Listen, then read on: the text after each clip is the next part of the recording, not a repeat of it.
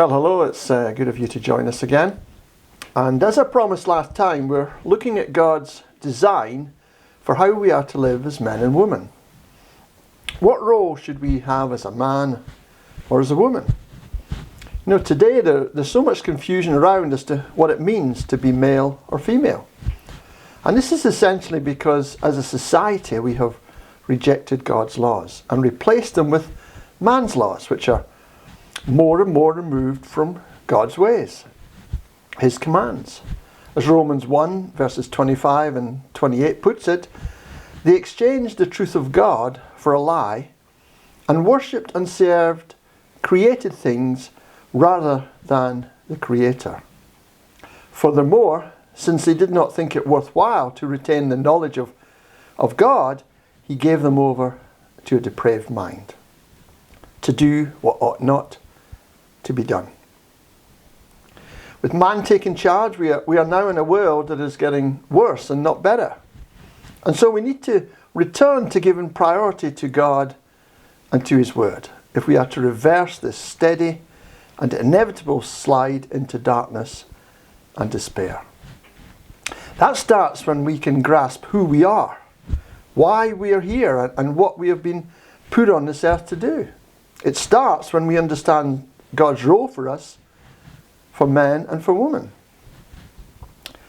There's no question today that the culture is predominantly egalitarian. By that I mean there is a doctrine of equality among all people, with many churches promoting egalitarianism. This has resulted in a weakening of biblically defined roles in marriage, in family, in church, with pastors no longer believing or teaching what the Bible says about male and female roles. Gender distinctions are regarded as not important, with congregations following the culture rather than the Bible. Preachers desire to reach this hostile culture, and so they're afraid of alienating it with unpopular views, further weakening the church.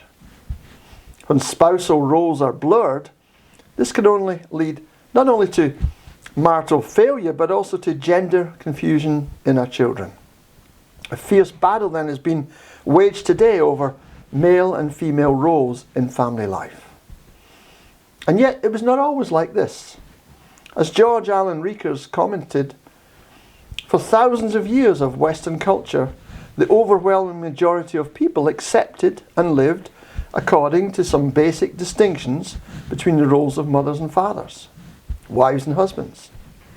The only legitimate way for a child to be born and reared was in a heterosexual marriage, providing both a mother and a father to share jointly in the rights and responsibilities of family life.